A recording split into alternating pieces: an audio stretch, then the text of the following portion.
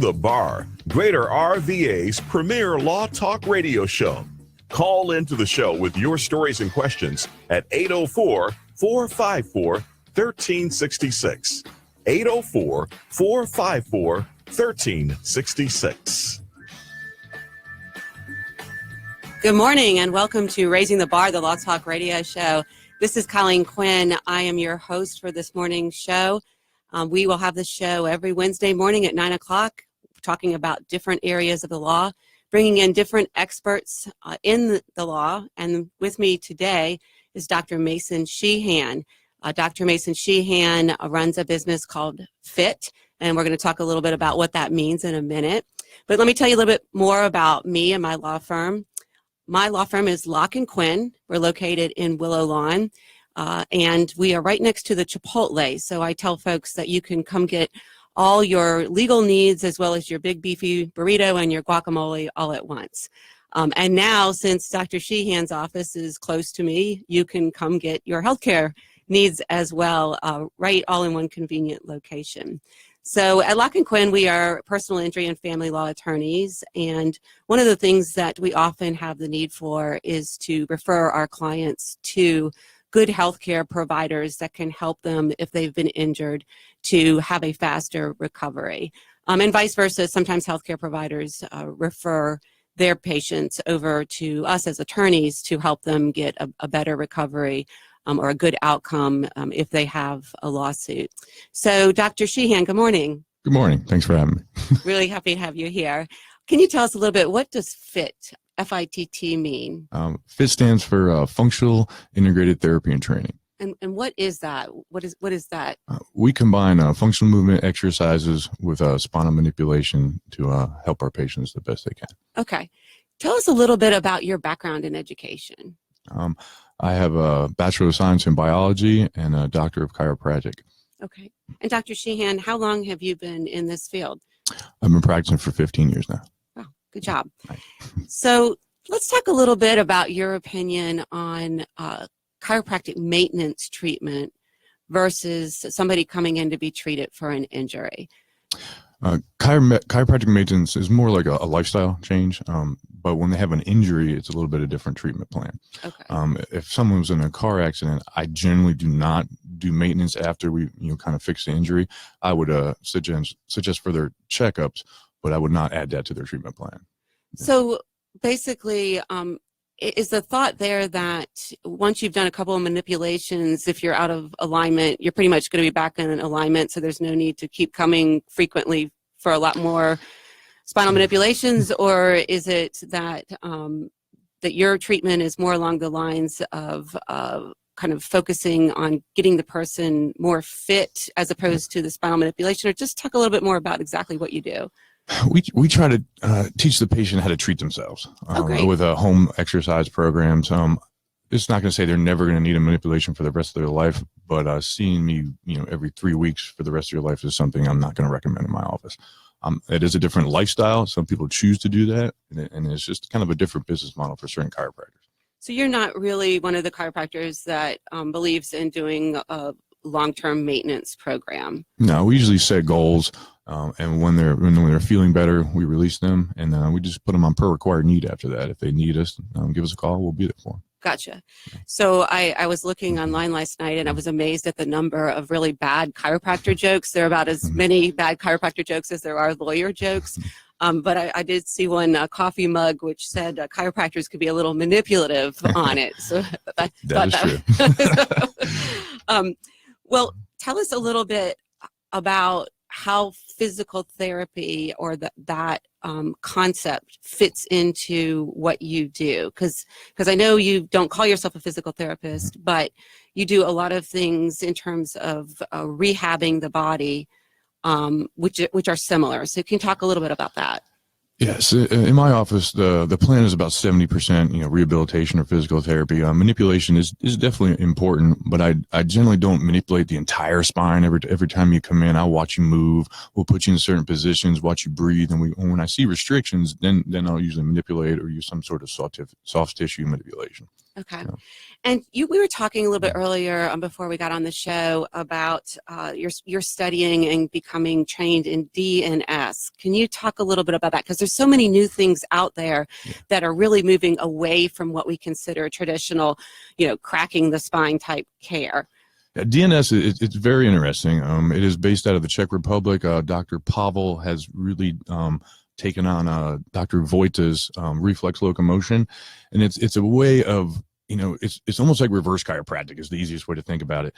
It is reprogramming the central nervous system to remember how to move, because all our movements are pre-programmed in our central nervous system, but an injury or long time sitting at school, we kind of forget how to move. So DNS can really turn on like what we call inhibited muscles. They're not atrophied, but they're just not working the way they used to. So we put you in certain positions and we turn on these muscles so they can function properly.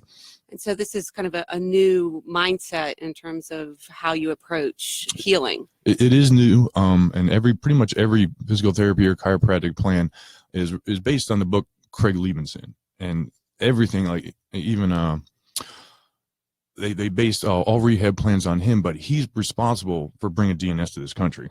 Okay, nice.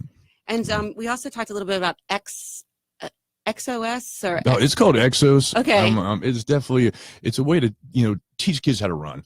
I was watching my kids' soccer team, and they're great skills. They're really fast off the mark. They don't. Exos really teaches kids how to accelerate faster and absolute speed. Absolute speed is about after 12 yards. That's how fast they can actually go. So there's certain exercises you can teach kids to actually go faster at that. And also turning multi-directional speeds in sports is very important. If you can't turn fast enough, you're not going to be able to run against your opponent.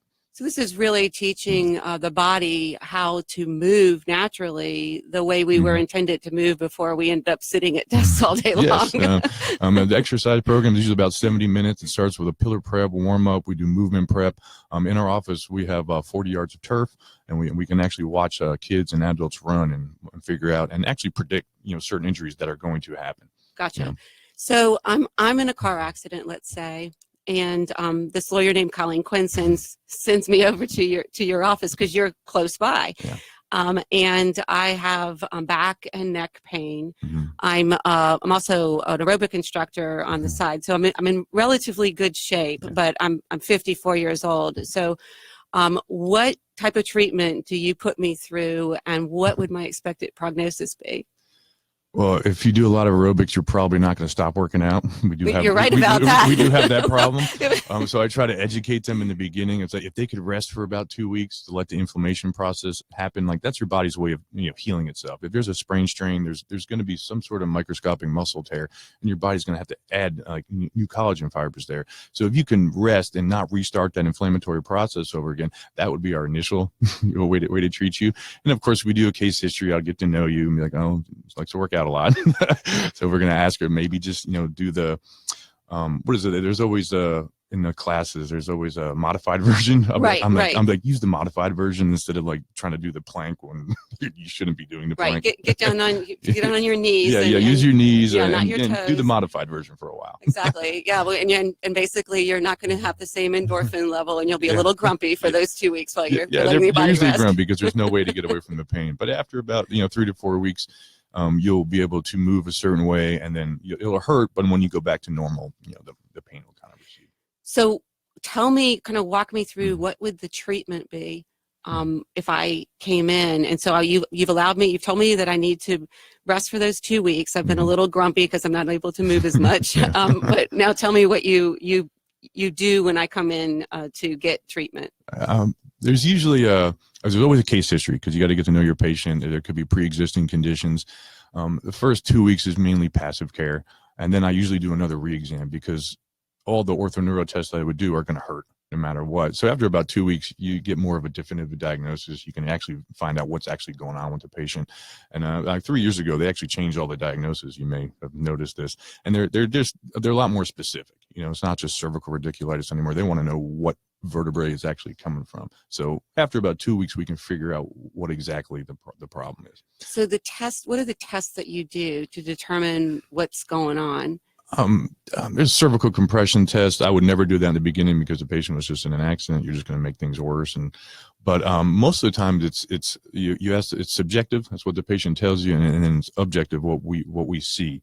And so it's more with an accident. You can, if the pain is shooting down the arm, that's more of what we do. If I push on their neck, it's always going to hurt. So Right. It's referred pain patterns tell us a lot. Okay. And the passive treatment, what would that be? In the beginning, it's just nice. You want to make them feel better. I usually recommend ice the first 3 days, but the jury's not in on that. I usually just go what feels better. Right. We hear ice versus heat, and there's some controversy. And there is. I mean, they're always doing new studies, which is good. But there's always going to be an exacerbation sometimes through treatment. So if we've got away from ice and then we've gone to heat, and maybe they did aerobics too hard, they might want to try ice for a day or two. Gotcha. And so after the passive care, I take it you move into more active care. Slowly move into active, and you add resistance and slowly. Okay. Yeah.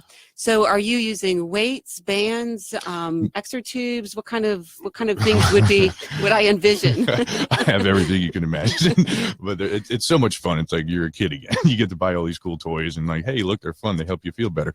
But mostly we use bands. We eventually move into kettlebells if they can. Very light in the beginning, but we want to like put patients on a goal and be like, hey, once you feel better, the exercise never ends. If you do aerobics a lot, you can see it gets harder and harder and harder, and functional movement pretty much never ends either. We can always get better.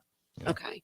So you're allowing the inflammation to die down first, and then you're basically working on re-strengthening and getting more flexibility. Yeah, mostly strength and flexibility. You want to get to full range of motion. But the body's going to go through like a 6-month healing process. We see them for about 6 to 8 weeks, but then they really have to continue with their exercises. So that the home exercises are really critical. They're almost more important than the treatment I give. Yeah. So you mentioned about that 6-month time frame. Does that vary depending on the person? For example, if it's an older person with arthritis or somebody that's had fibromyalgia? That is always a problem. It all depends on our age. If there's pre-existing disc degeneration, they're going to have a little bit more trouble. Because the facet joints are closer together, and sometimes they can, if they get hit really hard in a car accident, the problem is it's mainly acceleration. It's not usually the blunt force trauma. It's just like they go from a certain speed to another speed. So the facets can kind of like scrape, and if there's not a lot of room in there, they can scrape a little bit more. The muscles are tighter, the ligaments are a little bit smaller. Okay. So that recovery period can vary. Yeah, it's usually a little bit slower the older we get. Like up until 50, it's usually good. But once they get 60, 70 years old, you got the treatment's a little bit slower and maybe a little bit longer. Yeah. So if I was coming to see you for that 6 to 8 week period, how frequently does somebody typically come to see you? That varies. People don't like to miss work anymore, Right. So and in this day and age, people need a job. So in the beginning, I would like to see them 3 or 4 times the first week, and then I usually get them down to twice a week. Okay. But sometimes they can't make that, so we're there for them. I'm not Right. going to sit there and yell at them like, you need to get in here. I'm like, I'm here for you. That's what I tell my patients. You get here when you can, and we'll do our best. And that we find that I find that with my clients that sometimes adhering to the treatment plan can be difficult, and basically if they can flex their hours or do anything to make sure that they stay steady with the treatment, it seems like that is pretty important. Yeah, that's why we generally stay open late, so they don't have to miss work. Or we have rushes like 8 o'clock, 10 o'clock, 2 o'clock, and then usually from like 5 to 7:30. And when people are getting off work, we're usually pretty busy. And it helps the patient because emotional issues during this time is you got to work on those too. You don't want to be stressing a patient out and say you need to stick to your treatment plan when they got 4 kids, and they're just trying to make it to. They're dealing with traffic to get to you. They may walk in and be like, okay, we're not going to do exercise today. How about just some massage and heat? And then you can go home and cook dinner for your kids or see your kids. Well, that's nice that you have those late night, those later hours for folks. I think I might come over to your office just for the massage and heat, just for the heck of it. Massage feels good. People love massage. That's why I have massage therapists that work for me. Sounds like I could use that some days after a day of depositions or court. So let's talk a little bit about how billing works, because nowadays, I have clients that will come in that they don't have health insurance, and I have to figure out who can they be treated by? Mm-hmm. How can they heal? And see somebody that's willing to work with them and maybe take a lien on the case, on the auto accident case, or if it's a premises liability case in that regard. So talk a little bit about how payments work, especially if somebody doesn't have health insurance. A lot of times if someone doesn't have health insurance and they go to a different doctor's office, there's going to be a huge bill because they don't have negotiated rates with certain insurance companies, and all of a sudden they're getting paid their full rate. Instead of making $100 a visit, they're billing out $300 a visit. I try not to do that, and especially like if you try to make attorney relationships, you can't give them $9,000 bills over and over and over and over. You generally just keep it, around a certain level that's not going to stress the patient out, mess up their settlement. I try to work like that because you got to think about the patient too. You can't just be all greedy and like, oh yeah, you have a personal injury case, I can run this huge bill. I would definitely I'd like to keep them down. But you are one of those healthcare providers that is willing to work with someone that doesn't have health insurance and go ahead and take a lien on the case. Oh, always. I'm willing to just make it work out for everybody. Yeah. It works out nice, and you don't want to. It's just just try to help out the patient. And I mean, if I have a certain bill, their treatment went a little bit longer, I might have to take a payment cut. Right. And at the end of the day, they felt better, they refer, and it works out better that way. Well, I can tell you from the attorney side, working with a lot of injured clients, they're in pain. Mm-hmm. They're oftentimes having to miss work. Mm-hmm. So their financials are strapped, and if they don't have health insurance, then those bills just add so much more stress to what they're already undergoing, Mm-hmm. And when they know that they're working hand in glove with a good healthcare provider and an attorney, so that they know that eventually their treatment costs are going to come out of whatever the settlement or the results are in the case, it just gives them such a sense of relief, which I can't help but think must help some with them being able to heal and focus on healing. Oh, I usually spend about 2 or 3 visits explaining that to the patient because they do get nervous, especially if they don't have health insurance. And, in this day and age, not everybody's making a lot of money. And they're like, what is my bill going to be? And I'm like, I always tell them, don't worry, we'll figure this out at the end. I'm not going to ruin an attorney relationship, and not take a cut on your bill. I just think it works out better that way. Absolutely. Yeah. So let's talk a little bit about, a lot of folks don't realize that chiropractors can go to court and talk about treatment, and medical doctors are able to do that, but we also have a special section in our Virginia code that basically says that a chiropractor can serve as an expert witness. And I know that you've been an expert witness before in some cases, correct? I've done it. I'll be honest, it's not the most fun thing to do in the world, but I'm getting better at it. It's a little nerve-wracking the first couple of times I did it because someone's asking you about your treatment, they go through every page and ask you the same question over and over and over, and then just kind of like waiting for you to mess up one little time. Well, that's the defense attorney. yeah, that's not you. But I generally don't mind it anymore. Yeah. But yes, in the state, we can testify as expert witnesses. Well, I was an insurance defense attorney for the first 10 years out of 30 years of practice, so I knew I know it's like grilling the doctor. So, and going through their report page by page and trying to find any little thing that you could poke at. Yes. So, but it is helpful when you can come and you can talk specifically to the judge exactly about what treatment you've rendered to the patient. And I find it's especially helpful when your bill is reasonable, because whether it's cases before a judge or jury, it presents so much better. We've had some cases where the chiropractic bill is extremely, extremely high. Mm-hmm. And, it becomes a little bit suspect in terms of the level of treatment that's been rendered. And I know your bills, from having worked with you, are extremely reasonable. Yes, I try to keep them reasonable. I mean, I know a chiropractor who sends the same bill in every time he gets a personal injury patient. It's like, cookie cutter. Yeah. So, one thing that is a little bit different is when we file in general district court, we are able to get an affidavit from you as opposed to you coming in person along with your report. And let's talk a little bit about that reporting, because I've seen reports that are really good that help the judge, and I've seen other reports that are not so helpful. So let's talk a little bit about that reporting process. Notes are important. I don't do a lot of narratives, unless the attorney asks me for it. And if I do, I'll spend a little time doing it, and I'll send a little bit of a bill. But and same as like testifying. If I go there, there's usually a charge for it. Well, you should charge for your time. It's valuable. I have to close my office. But definitely, like, notes are important. If I don't agree with doing the same thing every time. If you do something 5 or 6 times, it's not working, you should be changing up your treatment plan. And if you're doing that, it looks like you're a student, you're paying attention to your patient. You don't want to treat them 10 times and they're still a 9 out of 10 on the pain level scale. If that's not helping, change it up a little bit.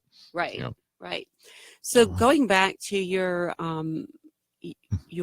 shop, let's say, or your place of business, I'm almost envisioning kind of a romper room with the kettlebells and the bands, and I take it, do you have the large balls?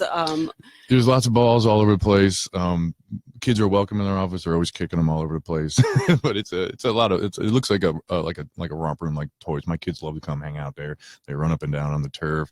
They're jumping on the balls, around the tables, sitting around. We generally, like, I'll tell patients, you can bring your kid. It doesn't bother me, but it definitely looks like it's a playground.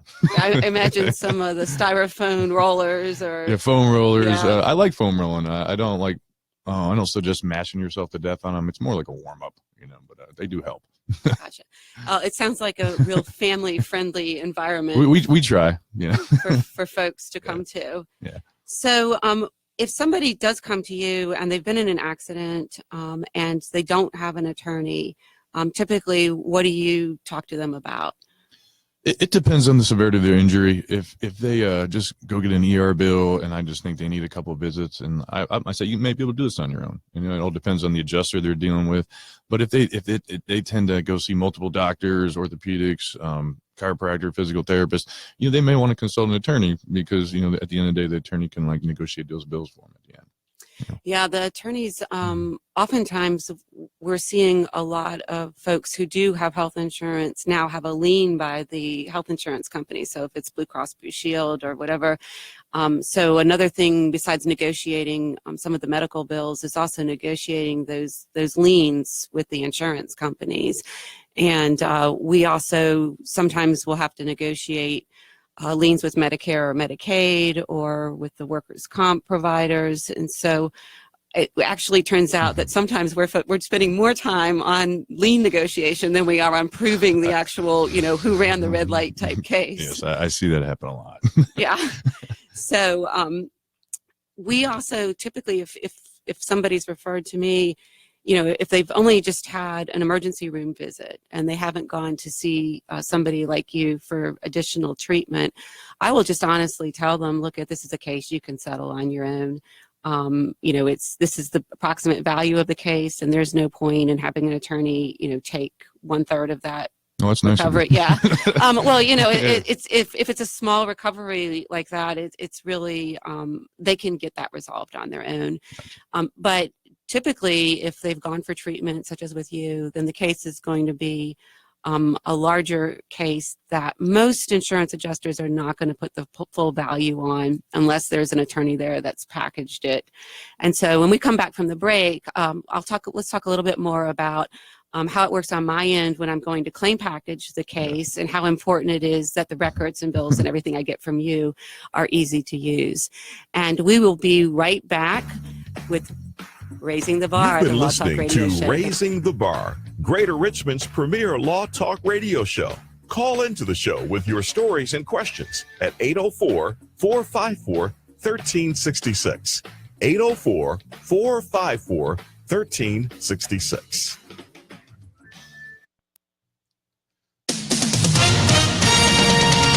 With SRN News, I'm Bob Agnew in Washington.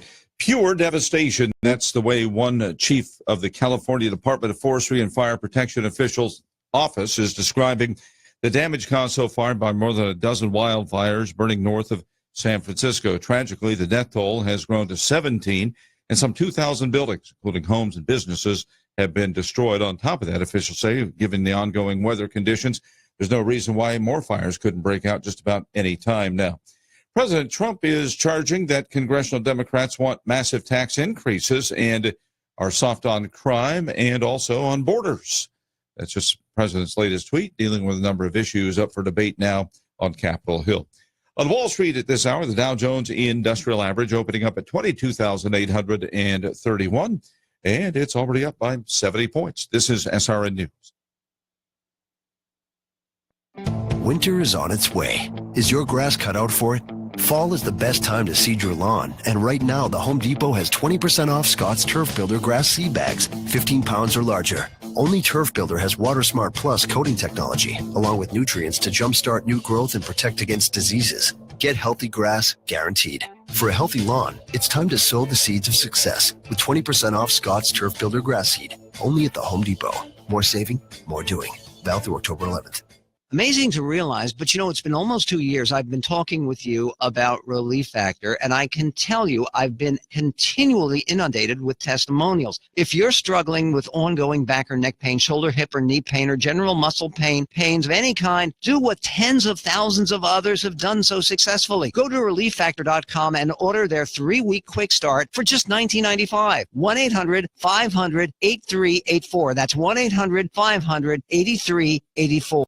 Hi folks, John Fredericks here. Everyone loves a liberty. Our rights come from God, not from the government. So why are you letting other people tell you what's best for your health care? Exercise your freedom with a Liberty Health Share. Liberty Health Share is a community of people who voluntarily share one another's medical costs. Liberty Health Share is founded on the idea that most people truly want to help one another. Healthcare sharing allows members to do just that as a true community that supports one another in times of need. Liberty believes people should make decisions for themselves and their families. Members are able to take back the freedom to make their own decisions about their own health care. Stop letting others tell you what to do and join a community of like-minded people. Exercise your freedom. Join Liberty Health Share and take back the control of your health care while helping those around you. Call Liberty today at 855-58-LIBERTY, 855-58-LIBERTY, or for more information, check them out online at libertyhealthshare.org. That's libertyhealthshare.org.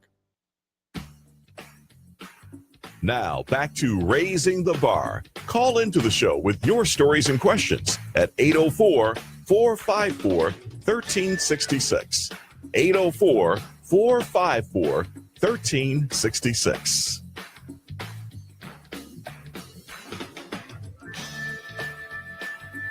And we are back to Raising the Bar, the Law Talk radio show. I am Colleen Quinn, your host. I'm an attorney at Locke & Quinn. We are located near Willow Lawn, conveniently located next to the Chipotle and now the Chick-fil-A that recently opened up as well. I am here today with Dr. Mason Sheehan, and Dr. Sheehan is a chiropractor who recently moved his office very close to me. So now you can also get your healthcare needs as well as your legal needs and many different food items all in the same Willow Lawn shopping area. Before the break, Dr. Sheehan and I were talking a little bit about liens, and the station manager here indicated that not everybody understands what a lien is, so I'm going to go into a little bit more discussion on that. And Dr. Sheehan, you yourself were in an accident recently and got a big fat bill, so why don't you tell us a little bit about that, and that'll help us kind of describe liens a little more. I signed I thought I was signing a consent form, and it turned out to be a lien. But that just means when the third party pays they'll pay the provider directly, instead of like mailing the check to the patient, which sometimes never makes it to the doctor. So that makes sure that the provider will get their bill paid. Yeah. So basically, if I come to you for care, I've been in an auto accident, and I just need you to help me recover from my neck and back pain from the accident, and I don't have any health insurance, then you're going to essentially take an assignment or a lien on my auto case in order for you to get paid for the treatment, right? Yes, I would make you sign a lien. Okay. Maybe not you, but well not me. Well, thank you very patients. much. I'm going to send you some chocolates or something later. I'm going to definitely come over to your office and take you up on the massage sometime. The massage in the heat. That sounds really good. In your romper room play area. So in that situation, and I know from working with you that your medical bills are nice and reasonable, and it's easy for me to be able to get full recovery on the bills that you submit. So if I come to you though and I have health insurance, then you would typically, there is some health insurance that you take, or is... Yeah, I do take some. Okay. Yeah. So let's say I come to you and it is one of the health insurances that you take. Generally, you would then get paid by the health insurance, my health insurance, correct? Yes, we would bill to your health insurance. They would pay us directly. Okay. And then what we're seeing, though, on the attorney side where I am, is that now the health insurance is taking a lien on the auto case. Yeah, that is new. Yes. But it is happening. So in many of the auto cases that we have now, the first thing I do when somebody comes in is I take an inventory of all the possible liens that they might have. We had a gentleman recently, he did not have health insurance, and he had gone to a lot of different medical providers. And so all of them had taken assignments on the case, but his initial hospital bill was over at MCV. And MCV works through the Department of Medical Assistance Services, and they take a lien as well. So I think we resolved his case for like $45,000, but about $35,000 of it was all liens for medical treatment. So we ended up spending most of the time just negotiating with about 10 different medical providers, including Department of Medical Assistance, which is basically represented by the Attorney General's office. So we spent all of that time just negotiating the liens down. And I think a lot of folks don't realize that the whole business of folks wanting to get repaid has become much larger over the past decade. Yes. So then there's another thing that I know you don't do, but some medical providers do, is that they will bill the insurance so that they'll get paid by the insurance. And then they'll do what's called balance billing, where they will try to bill the patient for the difference between what the health insurance paid and what their bill was. Which is generally a no-no, because if you agree with the insurance company, you're going to take their insurance money. It's because they have a contract with that insurance company. They're supposed to take what they're paid. Exactly. So we're finding that we're having to fight a lot of these balance billing fights as well. And proving the underlying who ran the red light case is becoming exceedingly easy compared to all the lien negotiations. Well, you may have some providers that provide things that the insurance companies don't cover. So say they have a laser, or they do spinal decompression, which their insurance companies that they're in network with don't cover. That may be sometimes when you're getting balance billed. Yeah, and that is legitimate. Yes. So because you haven't gotten paid by the insurance for that particular service. That's correct. Right. But some insurance companies are not even allowed to do that. You're not supposed to anyway. Oh, you only can charge depending on the contract that you have with that particular insurance company. Well, most folks do, when they have an auto case or any type of injury case where somebody might be liable. It could be even an injury at a grocery store, or we've had cases where things have fallen off of upper shelves and fallen on people and caused neck and back injuries. But when those folks come in, I have to do a checklist of, is there a workers' compensation lien? Were you injured on the job? Is there a Medicare or Medicaid lien? Is there a health insurance lien through a health insurance company? Is there a TRICARE lien if they're medical? Is there an assignment from the medical provider? And so we kind of go through this checklist to figure out just how many liens are there going to be on the case, because sometimes I have to tell the client, we're not going to be able to get you much of a recovery after we have to pay back these various medical providers. You guys spend most of your time negotiating the bills with the doctors. Right, right, which is no fun. I know. It's bad enough trying to find out whose fault it is in this no-fault state. I try to get my paralegal to do as much of the lien negotiations because she's a little nicer. Yeah. So also before the break, we were going to talk a little bit about claim packages, because What typically happens is somebody's in an accident and the first thing they have to do is get medical treatment. They need to heal. And we'll get the information from the police officer and the traffic accident report, and also get photographs of wherever the accident happens, some Google Earth images, etc. But we pretty much have to wait for them to stop seeing you, Dr. Sheehan, before I can submit what's called the claim package. Yeah, I like to send my notes in the end. Some lawyers ask them, they want them constantly, but I like to send them in when I'm all done. When you're all done with treatment. Well, the nicest thing is when I can read your notes. Yeah. Sometimes you probably can't, but I try. And then the really nice thing is when we get that nicely typewritten report, which basically kind of summarizes the notes, because then I don't have to worry about reading the notes. Yeah, that does help. But it's really nice when we do get a nice report like from your office, because that I can put in the claim package, and it just clearly explains what the treatment was, and that the patient got better. And it's always nice when your treatment works and you can show they got better, right? So typically we will then submit the bills that you provided and the report and your treatment notes along with the claim package and any other treatment. There might be an emergency room bill in addition in many cases. And then hopefully the case will resolve at that stage. Yeah, sometimes I get a request for notes from a third party because they want to look at the notes too and decide what they're going to pay. Yeah. Maybe they're checking to see was the lawyer honest and actually submitted Usually everything. Happens at the end when it's almost about to settle. That's why it's always a good time. Right. Yeah.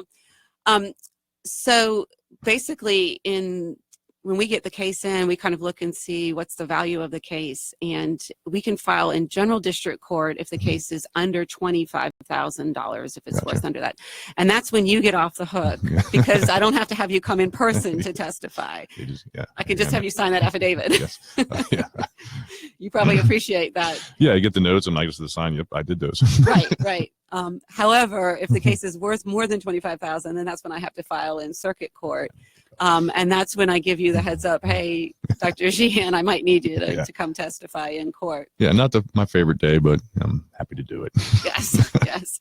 So, but it is very helpful when you have those fully nicely typewritten reports that can explain the treatment that was given. And since a lot of cases do settle at the claim package stage, or that same report can be used in general district court. So that's really critical, and I really enjoy working with you to have that sort of layout as opposed to no report and just these really, really badly cryptic handwritten notes that nobody can read. I find it helps when if you refer back to their medical doctor and for them to actually refer for more treatment instead of just doing a long treatment plan. If they're constantly seeing their medical doctor and he's saying, okay, it's helping, let's just do and let them tell you how many times you want to do it, that seems to help out a lot. Yeah. So you work kind of closely with the primary care doctor? Yeah, I try to get to know them, and I ask them who their primary care is. I'll usually send them like a heads up on what we're doing, and so they can see them. And then once they're done with their first treatment plan, they can go back. And if they need to come back, it helps for the medical doctor to send them back. Yeah. And usually I think they need that too for health insurance reasons, because a lot of insurance companies limit the number of visits they can have. Yes, if I like sometimes they'll have 20 visits a year of like physical therapy, chiropractic. But if you send them back to their medical doctor and he suggests, 8 more visits, the insurance company's more likely to pay it. Yes, which is helpful. So how do you determine, let's say somebody's not getting better. Let's talk about those situations where you might identify there's something else going on. There will be numbness, radiating pain, like severe pain, and pain's not getting better at all. Generally, even health insurance companies want their clients to do some sort of conservative care. So that's a prerequisite for an MRI. A lot of times you can't go to your medical doctor unless there's some severe weakness, like their hand's not working or they're having severe nerve weakness. Right. They'll send them out for an MRI right away. And I should send out too if there's like weakness there. But generally, if there's nothing like that going on, try some conservative care. If it's not working, I usually send them back to the primary care, and then they'll get them an MRI. So things like tingling or down the arm, numbness, weakness, that might be indicators that there's nerve impingement or something more going on that's not going to... Yeah. Long-term numbness, That happens during injuries a lot. That'll tend to go away, but weakness is something I keep my eye on because that means there's some serious nerve impingement. Okay. Yeah. What about really sharp shooting pain, that type of thing? How do you assess that? Well, you do certain tests to kind of figure out what's going on, what's causing it. We can put them through different motions, like a functional movement exam, because everything's not going to hurt. And when a patient usually says they're in constant pain, they're really not in constant pain. It's just they feel like they're in constant pain. Like if I can get you to move to the left, there's no pain, but you move to the right, there is pain. That's not constant. So like we'll just do our normal treatment and then see if that improves, and if it doesn't, we refer out as soon as possible. And I suspect you deal with folks with all different levels of pain tolerance. Would that be a fair statement? That is true. Usually the patient who claims to have a high pain tolerance doesn't have a high pain tolerance. You automatically become suspect when they say, like, I have a high pain tolerance. Whoop, red flag. Yeah. Become a little bit suspect there. So how does that work?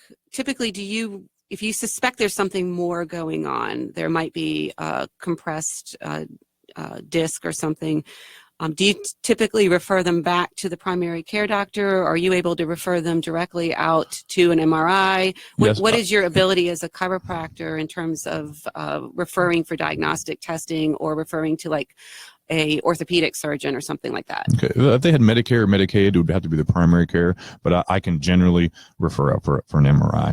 I like to send them to their primary care because it usually happens quicker, and I like them to do the paperwork instead of me, but I can if I need to. If they don't have a primary care, which has happened sometimes, we have a few MRI places and radiology places that will work on assignment, because an MRI is not, cheap. It's not cheap at all. But no. it'd be nice for them to wait for their settlement to end to get paid for it. So we work with a few of those.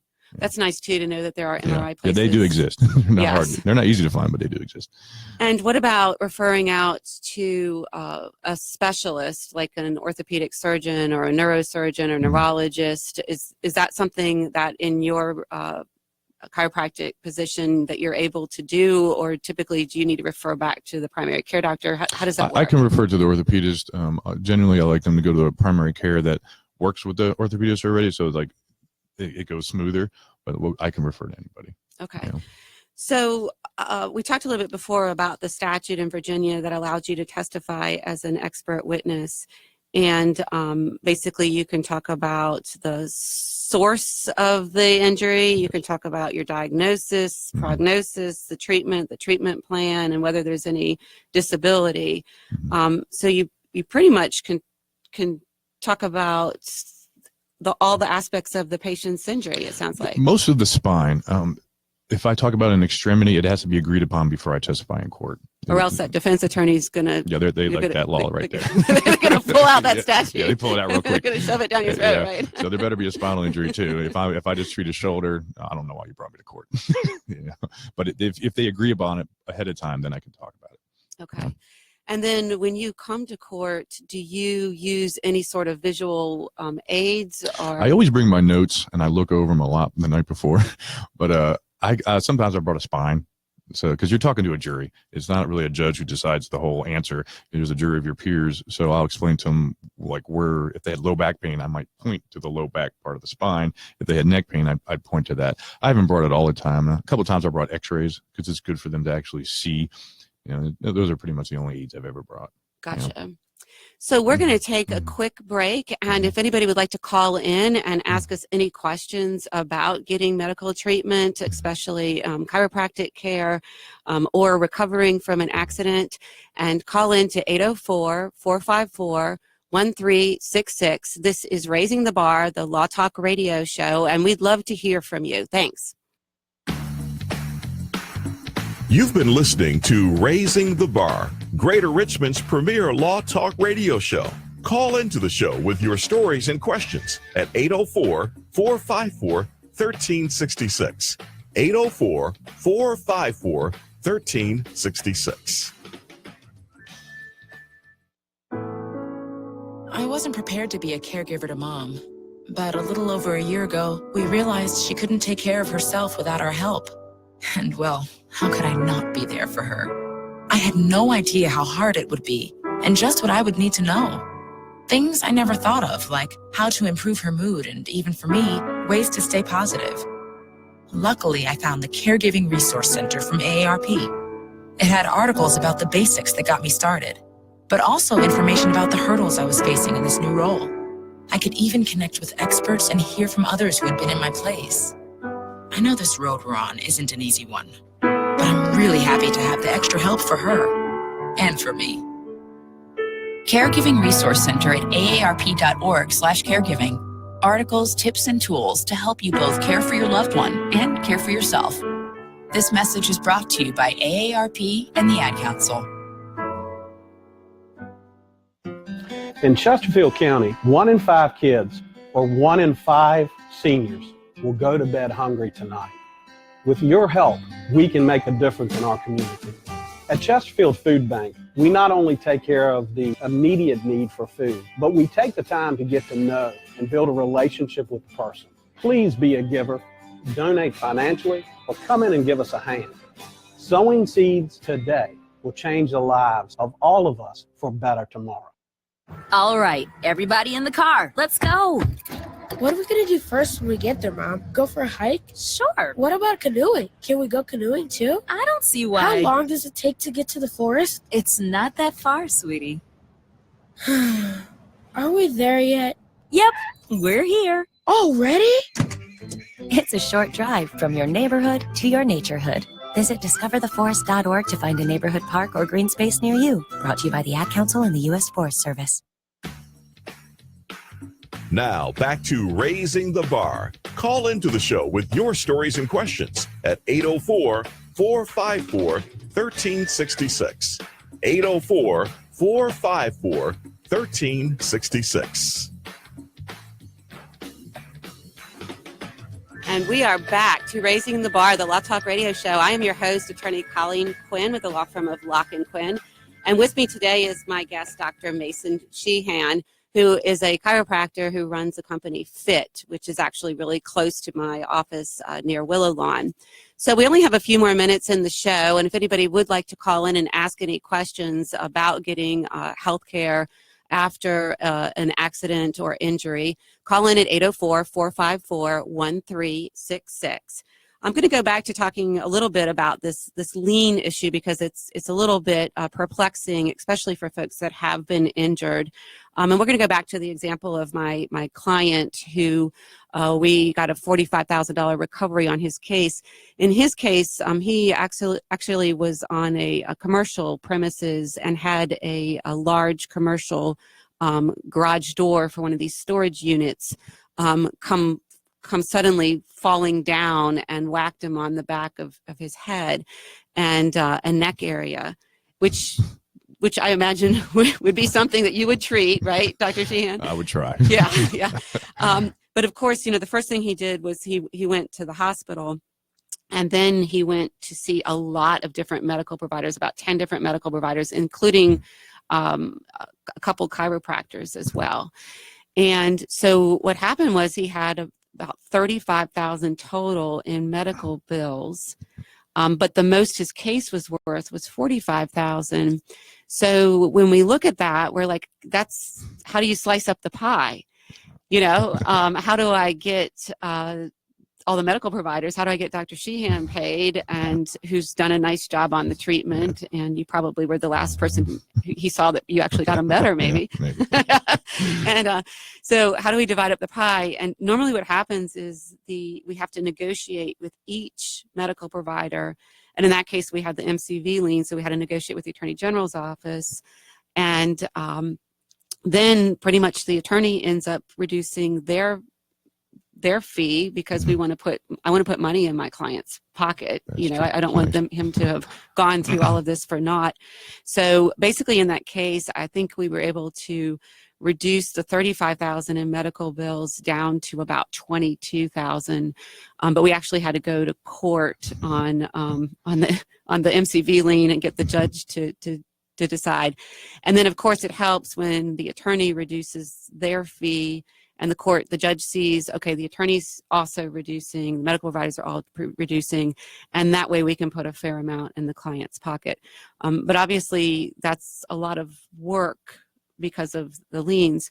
So that leads to another question, and something we were talking about is what do you tell patients when they come to you and they're using the hospital or the emergency room as almost their primary care physician? Yeah, the hospital seems like it's free, but it's not. So I recommend not go to the hospital unless you're dying. No more than twice. There's urgent cares. I mean, maybe just come out of pocket, for yourself. But a lot of patients definitely use the hospital as their primary care. And what they're doing is they're racking up bill after bill after bill because the hospital is charging you to save your life, even though your life is not in danger. Right. So it's good to go after the accident, and maybe if you have some severe weakness that comes out of nowhere, go to the hospital. But generally, I would suggest, not going there after the first visit or two. And I totally agree with that. Having had clients come in that are using the hospital or the emergency room as their primary care provider, easily the bills that the hospital is issuing are 10 to 15 times what it would be if they had just gone to an urgent care provider instead. Yeah. And not only that, but the wait at some of the emergency rooms can be pretty lengthy as well. Yeah. Sometimes also going to maybe an ortho on call, like Advanced Orthopedic has the ortho on call also can be really helpful. I send the ortho on call a lot. Yeah. Especially if they're like something happened. I'm like, you can get in today. Right. Or you can wait 6 months to see an orthopedic because they're busy. You go to ortho on call and Advanced Orthopedics, that's their satellite office, and you get right in. Well, and it's nice because especially if you suspect you've got a broken bone, that's pretty important, right? A lot of the urgent cares will have x-rays and stuff, and a lot of the bills just sometimes like $150, and you see someone, you're not dying, and you don't have a $4,000 bill for going to the hospital. Right. So I broke my leg coaching my boys in soccer, and the first thing I did was go to an urgent care instead of an emergency room, and they were able to do the x-ray, and then of course after that I went to the ortho on call and followed that course, and my bills ended up being substantially less than had I gone to the emergency room. So you're right. Basically, use the hospital only if you're in dire. You're right. You think you're having a stroke or a heart attack or something pretty massively severe in that regard. So I was saying before how I discovered that there are just as many really bad chiropractor jokes as there are lawyer jokes out there. And as we start to wrap up the show, one of them that I found says, what kind of music do chiropractors listen to? This is really bad. It's really corny. Hip hop. Hip hop. That's a good one. That's one of the better ones. Yeah. So that leads to one of my kind of final questions. When I have gone for massage treatment or manipulative treatment or whatever, and I hear all of that cracking that's going on, is that supposed to be good? It's usually pressure leaving. It's usually gas bubbles. It's really not your bones cracking or anything like that. It's very similar to cracking your knuckles. Like you crack your knuckles, they're not breaking, but the joints in our spine and our knees and our hips, they're just bigger. So when they move out of alignment, the pressure in there builds up, and it's a bigger sound. So say that again. What is actually happening? My bones aren't breaking, right? It's more like gas bubbles, almost like opening up a soda bottle is what I tell my patients. There's a lot of pressure in that soda bottle. Like if your vertebrae slides over to the right, there's going to be pressure on that right side inside the IVF where the nerve comes out. So when it slides, the hole gets smaller, pressure increases. When you adjust, you hear that sound. You don't necessarily need that sound to get better, but it does help, I think. Okay. Yeah, it definitely sounds like something's going on. And one last question as we wrap up the show today. When somebody is out of alignment, does that really happen? Somebody's out of alignment, you can actually kind of get them back into alignment? Each time we move the bone, it moves about the width of a hair. I find it's out of alignment because of dysfunction. Muscle and skeletal dysfunction. So if you can find out why they're out of alignment, I think it helps out a lot more. But the manipulation is key sometimes to actually, helping them move better because that bone can get stuck. Gotcha. So if I'm feeling kind of out of sorts, I'll need to come by your office, get that massage, and kind of have you put me back in alignment as well. Plus, I can play with their balls and kettlebells and all your styrofoam stuff that's over there. So we have had a great time today with Dr. Mason Sheehan. Join us next week for Raising the Bar, the Law Talk Radio Show. Thank you. Thanks. You've been listening to Raising the Bar, Greater Richmond's premier Law Talk Radio Show. Call into the show with your stories and questions. Where's the best news and talk? AM 820, WNTW Chester is the answer.